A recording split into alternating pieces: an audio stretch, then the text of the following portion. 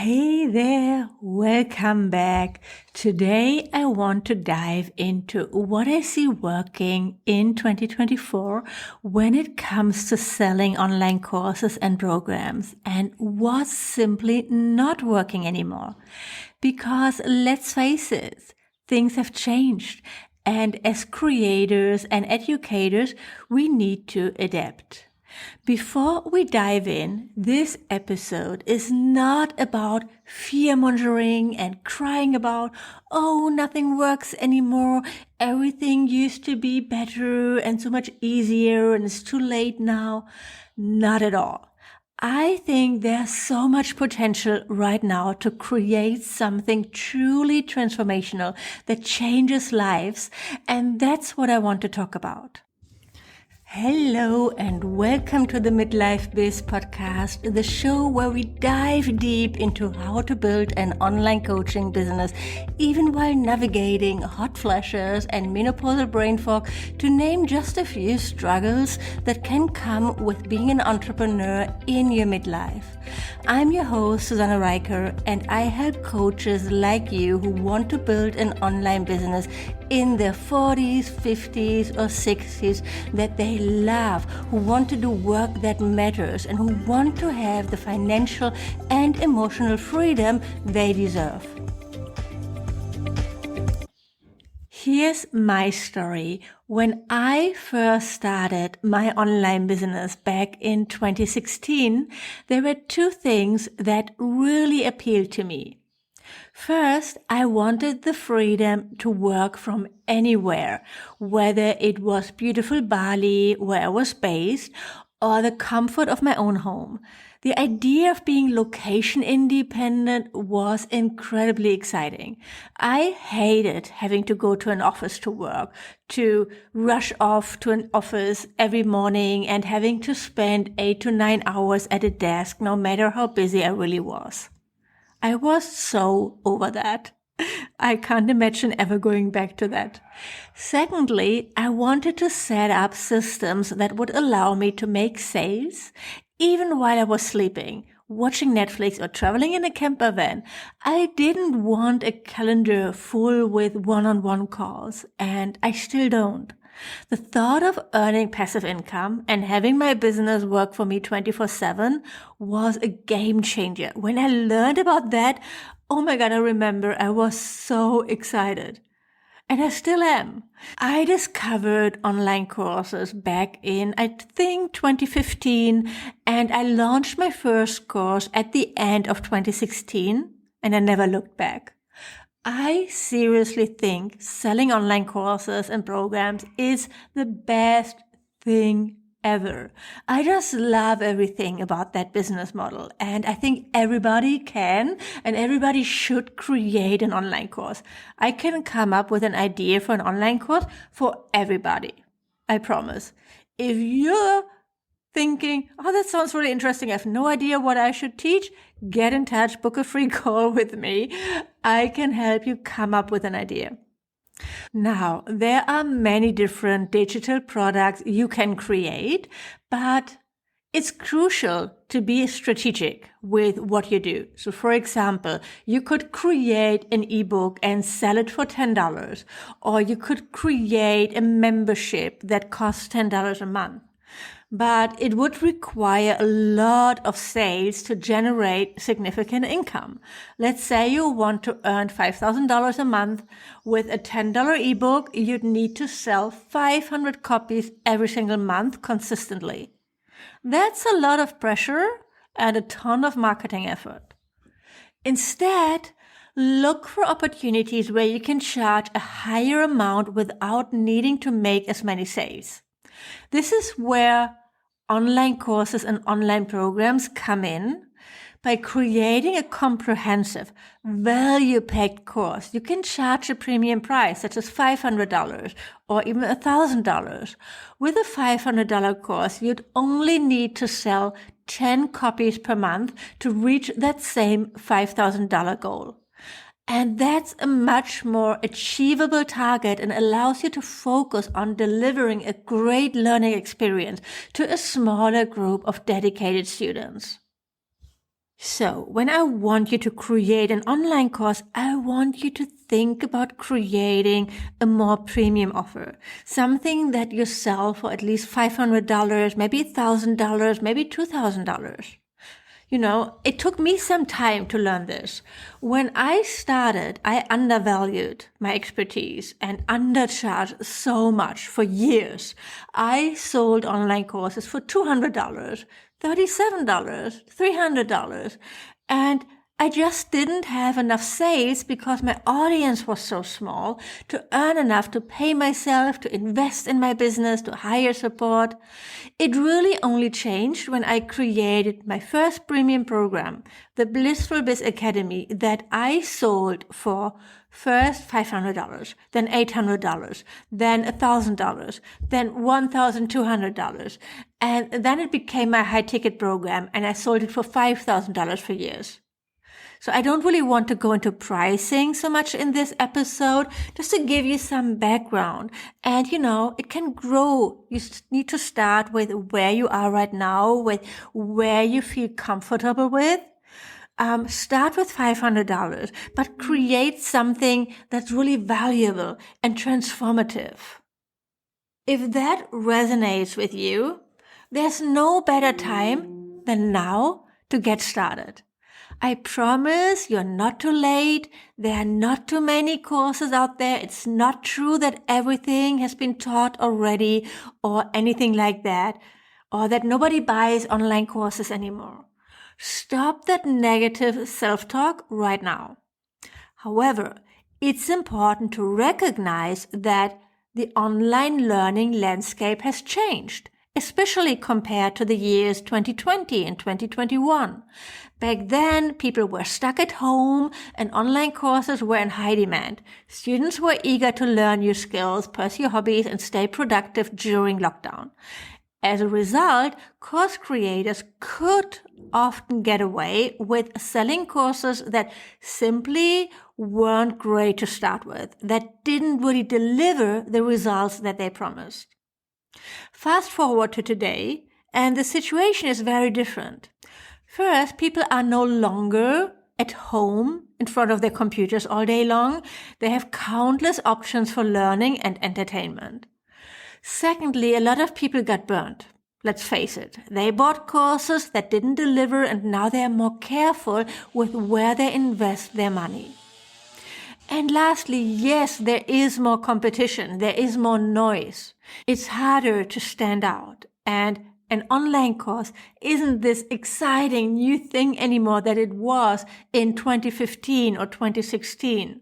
For example, when I started my business in 2016, there were maybe a handful of other people teaching yoga teachers how to build an online business. And for most yoga teachers, the idea to learn about marketing and selling from an online course was a completely new concept. And then, of course, with the pandemic, it took on a life of its own, with yoga teachers moving online. Today, there are probably hundreds of coaches targeting yoga teachers.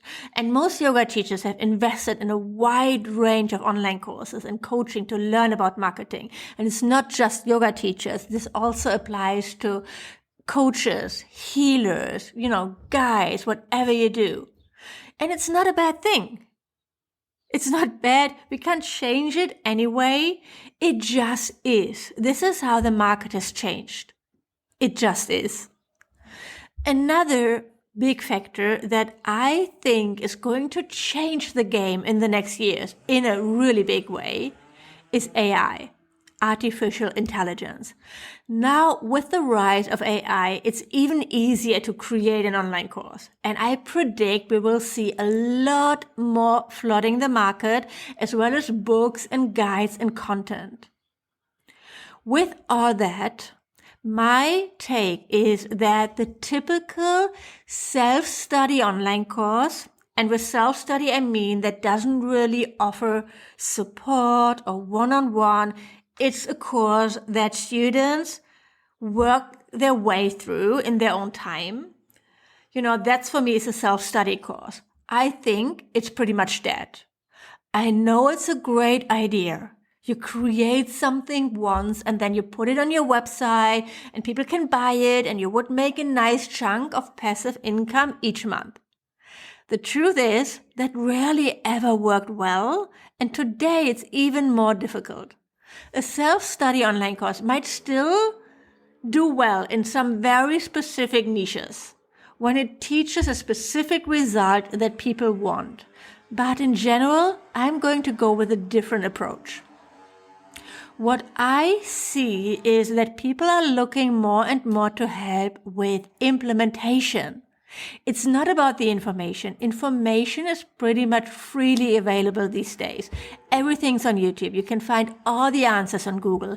Information is free. Stop trying to sell information. For example, let's say you want to teach how to meditate. You want to create an online course about how to meditate. So you're thinking about creating an offer where you talk about the benefits of meditation, teach different techniques, offer some guided meditations. And that's nice, but I just don't think it's going to sell in today's market anymore. It's not what people want. When someone thinks about learning how to meditate, they already know it's beneficial. They already know about different techniques and they can find thousands of guided meditations or meditation challenges for free on the internet. What they need help with, what they are looking for, is help with implementation, with actually doing it, with sticking with it. It's not enough to simply provide information. You need to focus on implementation and results. This is how you stand out today. You need to think about how can you help your students to actually show up and take action so they get results, so they change their lives. When you are a yoga teacher and you want to create an online course, it's not just a bunch of yoga videos.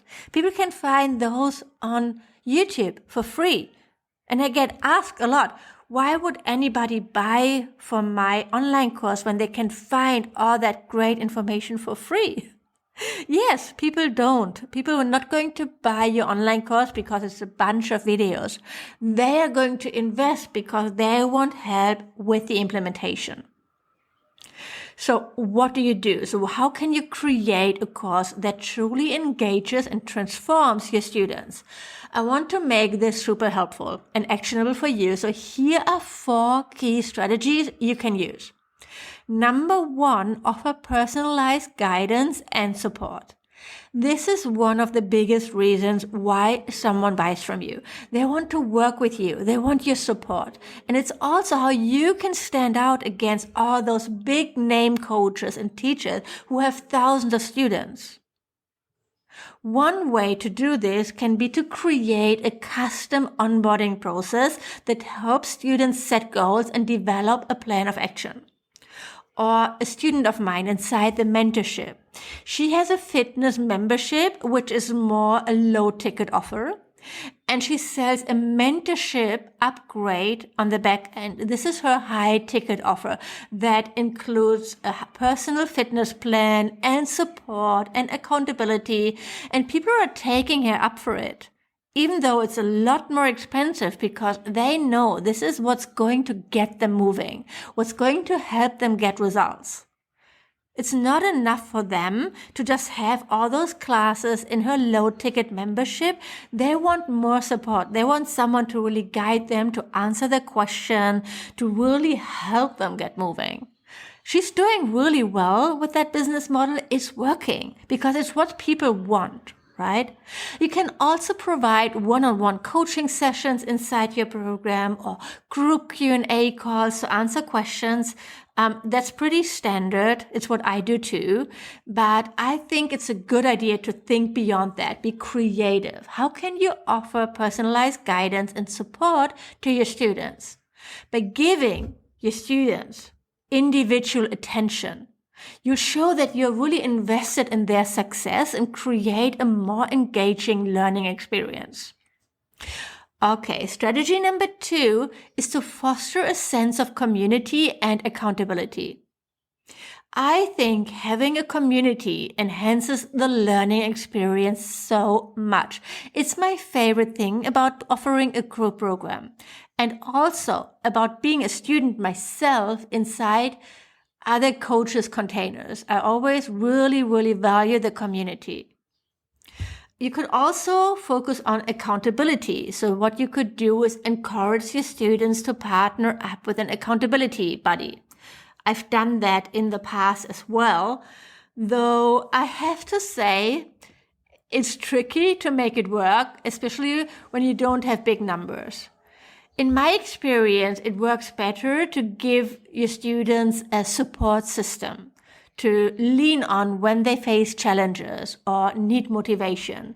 So for example, by hosting regular group coaching calls or mastermind calls where students can collaborate, share ideas, learn from each other, having a Telegram or WhatsApp group to connect and to remind people to take action, things like that.